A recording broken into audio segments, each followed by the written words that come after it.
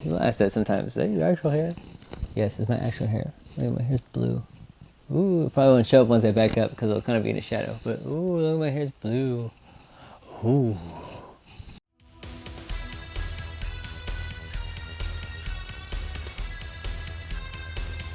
Welcome to GothCast. I'm Dr.Sanders.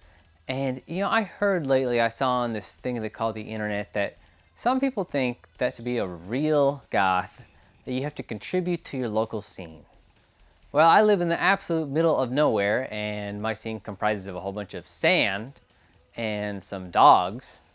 So it's a little bit difficult, but the way people usually support their local scene is by going to goth nights, or some people call them dance nights, or different things. So it's like an event where either once a week, if you're lucky, or once a month usually, people will converge at a local venue and dance the night away, or go finally get a chance to talk with like-minded individuals who are into the same kind of thing, or that you can support local artists, or you could post Instagram stories that don't at all reflect the situation inside of real life, which I know is what a lot of people do in 2018. Now, while the BatCave in London is probably the most famous in terms of modern goth lore, if you're from Southern California, then there's a whole bunch of other ones that are very familiar to you. You have Helter Skelter, Sanctum Sanctorum, Blue Mondays, and of course you have Release the Bats. And that is going to be the subject of today's video, obviously. Beginning in October of 1998, it has been held every single month since then. So coming up on 20 years.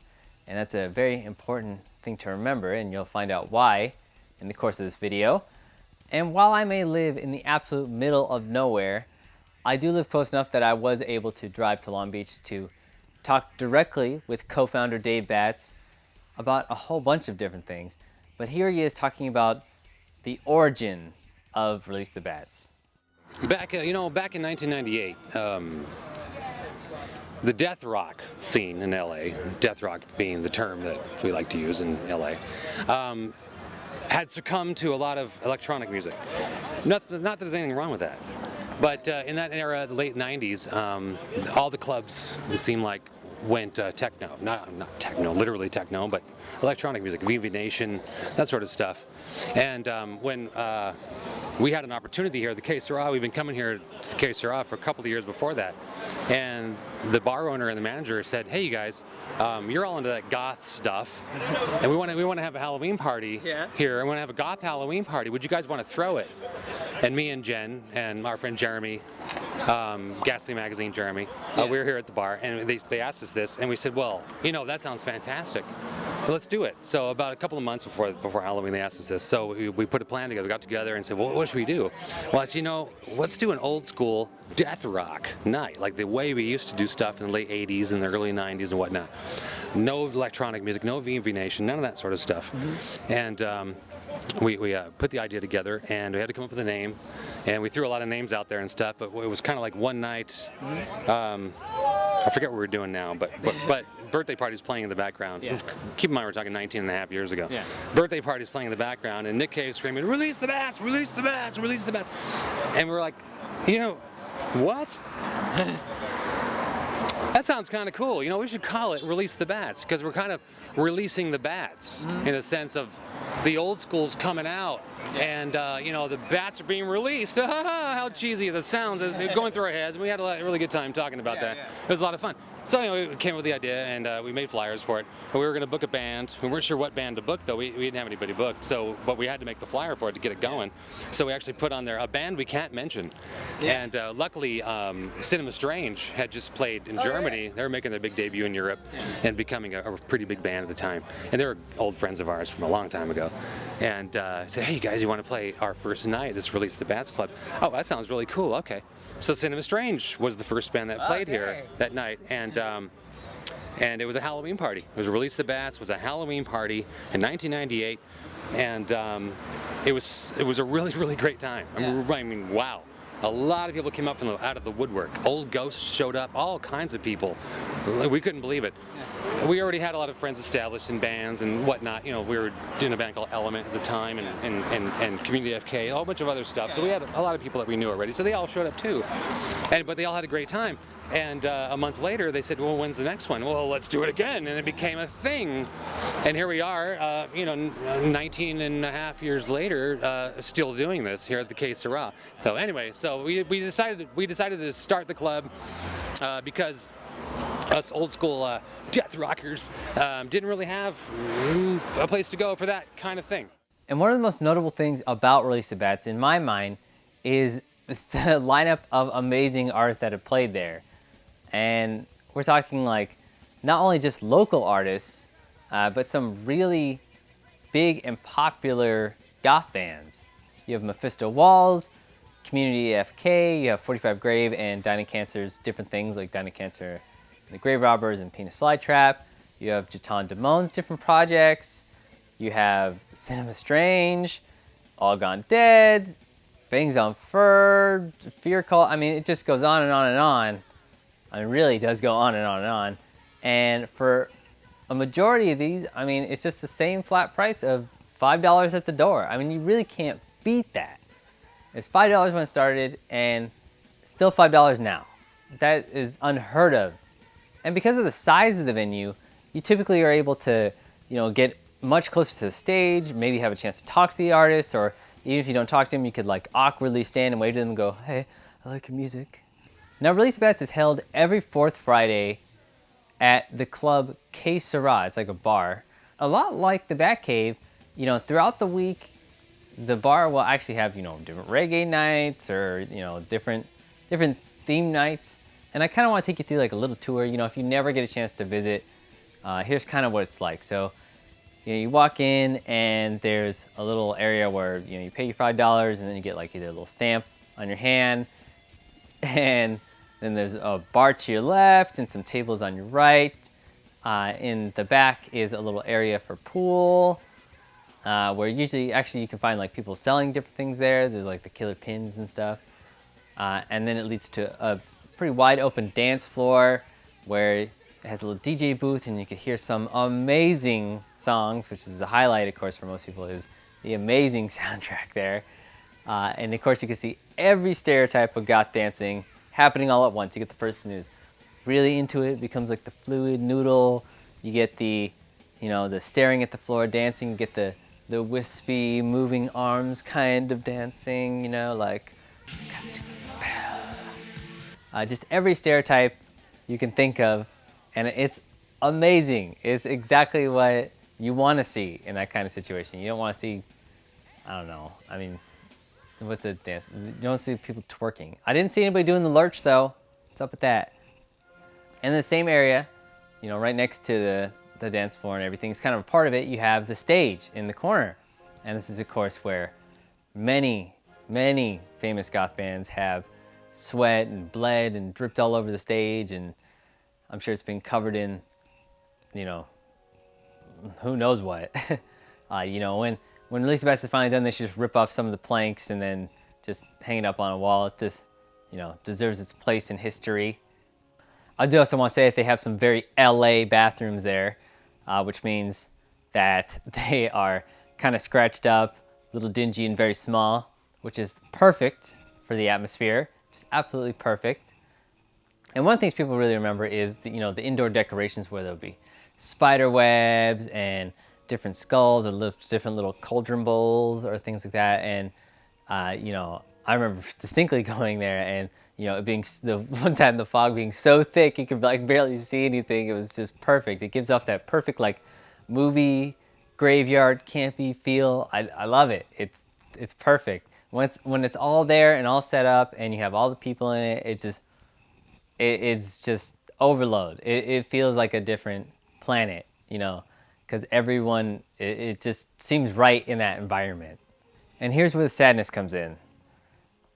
On October 26, 2018, on the 20th anniversary, Release the Bats will be holding its final night. And, the coffin door will be closing.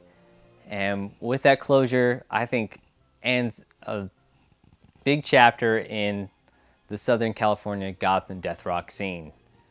It's crazy, right? So 20 years. And I think Dave can say it best, so I'm going to pass it off to him on why Release the Bats is finally coming to an end. It's been 20 years. Yeah. It's 2 decades. I've been doing this for 2 decades. I want somebody else to start a club just like this where you have local new bands, international new bands, international DJs, and local DJs on top of your regular people you have here, your residences. And I want to go to it. I want to be a guest DJ. Can someone do that for me, please? I've been doing it for 20 years, you guys. Please, somebody start Release the Bats Part 2. But don't call it that. That's my name. It's trademarked. I don't remember. It's trademarked. But it's been 2 decades. Yeah. And to be honest, the only reason I'm stopping it is because it's been 20 years. Yeah. And I've been coming to this bar for 20 years doing this every month. And it just feels like it's time. Yeah. It's just time. I can go on 20 more years if I wanted to, but it doesn't feel right. Yeah. And the state of the scene, the goth scene, the state of the scene, honestly, I don't think the scene's ever changed. It's always been a roller coaster ride of people and bands and DJs and clubs. It's never changed since the late 80s when I got into it till now. I like to say the scene's never changed. You just left. Yeah. And then you came back and went, hey, the scene changed. No, it didn't. Actually, it's never changed. It's the same music. It's the same type of people. It's the same everything. That's the one thing about the goth scene, is goth is goth. It's not going to change. There's only one goth, and that's goth. And it's not going to change. It's going to be the same. We're going to still go, it'll be 25 years from now, 2030. They're still going to play She's and Parties at a club. But there will be a lot of new bands since then, and a lot of things are going to take over. We all know that. Yeah. But it's all going to come down to the nitty-gritty where it started, where it came from. That's what we're still talking about, the BatCave. We're still talking about Release the Bats. We're still talking about all this stuff. It's because it's always going to be that. It's never changed. It's just grown. And new people have come in, and older people have left. That's it. Other people go, oh, the scene sucks. There's no bands. Everything sucks. No, it doesn't. You changed. That's my opinion. Yeah. That's just me. Yeah. My opinion, you know. But when Release the Bats ends, nothing's going to end. Nothing's going to change. I'll just have a 4th Friday of every month free. Now, I'm not sure if it's as apparent as it should be from this interview, but the passion and dedication from everyone who puts on Release the Bats is amazing. You know, Dave and Jenn, all the DJs, and by the way, they're not disc jockeys, they're doom jockeys. Who provided all the great playlists over the years, all the bands that came through. 20 years is a long time to be doing anything. That's a long time to be in a relationship. It's a long time to have the same kind of fashion. It's a long time to be at a job. I mean, that's a long time, especially in today's world where everything is very temporary. You know, people are like, I'm really into this, I'm done. I'm really into this, I'm over it. You know, I'm gonna change I'm got this day, I'm whatever this day, you know.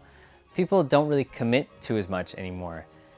And Dave and Jenn didn't have to keep doing Release the Bats, 20 years. At any point they could have been frustrated by it. It could have, they could have been bored by it. It could have been all of a sudden it's too much of a financial burden to do it. Anything over that time, they could have just been like, I'm done with it.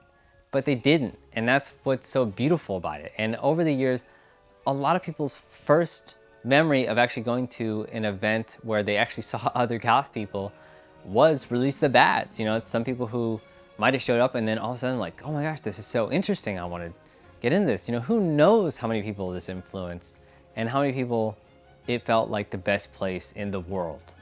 A lot of you may be a little bit older. I know that, some people who watch my show are, maybe teenagers up to 20 or, 21 or so.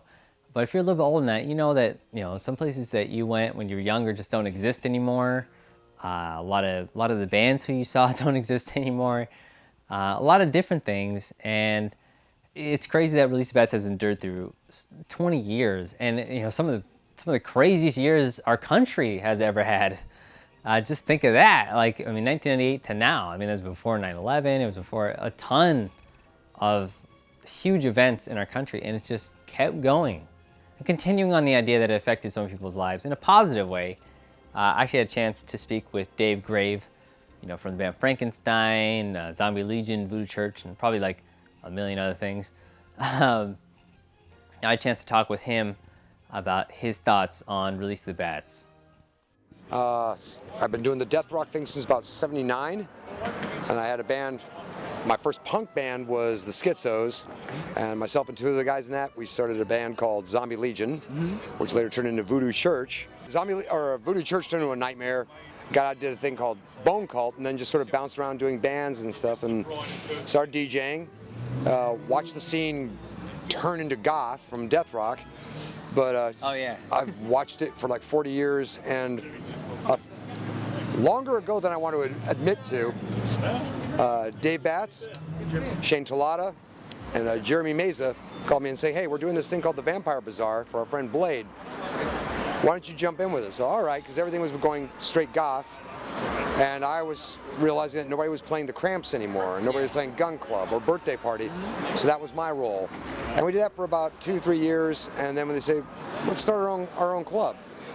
And that's Release the Bats. And I've been doing this now, this October will be 20 years. And I missed one where I forgot which night it was, two when I was sick, and one the night my father died. I was out of state. And the creepiest thing was, while he was dying, I remember looking at the clock, and right as he died, about 5 minutes later, I was going, people are going to be just showing up at Bats right now. It was a strange night. Yeah. But this has been great. We've debuted a lot of bands. We've had a lot of guest bands come in. I mean, you name them, they've been here probably at one time or another. Yeah.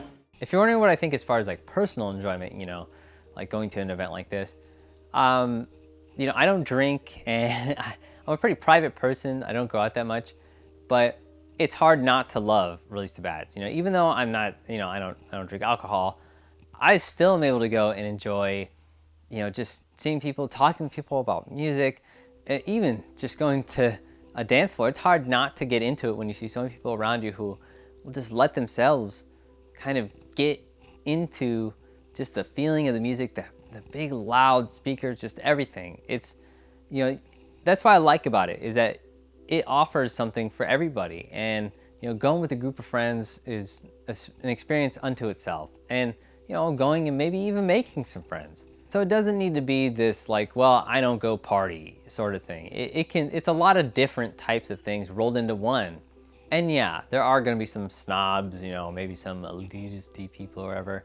I mean, it's LA, it's a goth scene. I know they get criticized a lot for that kind of thing. But I would say far and away, the majority of people are just there to have some fun and, you know, putting on their boots and getting out there. Well, that's pretty much my 2 cents on Release the Bats and why I think it is so amazing and why it is heartbreaking. I want to thank everybody who's ever put it on. And of course, I wanted to thank some other people for helping with this video. My brother Brandon was my cameraman for the interview segments, which was super cool of him. Janaye helped out with some of the other footage that I need help for. Yeah, thanks, Janaye. Yeah, no problem. Of course, this is my good friend Janaye. Nice to meet you guys. I want to thank all of you who actually came and said hi to me when I actually went down there. So I said, hey, I'm going to be there. And then, you know, a few people were like, hey, Dr. Sanders. And that was cool. Including the artist M. Ziliak. I had to write that down because there was no way I was going to remember that. She does like a lot of really cool art. And here, probably her Instagram is going to be down there somewhere. She was really nice. And of course, I want to thank Dave Batts for taking time out of the event to talk with me about, you know, some of the history of this and his thoughts on things. And everyone was so nice. I can't stress that enough. Everyone was so nice. And I know that by mainstream culture, you know, goths are supposed to be mean or blah, blah, blah, or whatever. I don't know, whatever weird stereotype you want to think of. But I mean, just the nicest people I met when I went out there. And I usually have super good experiences going out. And it was just so nice. They're so accommodating. And I just want to thank everybody who I talked with that night. So that's it. And like, comment, subscribe, you know, all those things. What did I say every video? Do I have to say that every video? You know, like, comment, subscribe, all that. You know what to do. Stay spooky. That's it. That's it. Super Done. cool. Done. No, I really like your camera, by the way. This is super Boom. tight. Boom. I'm done.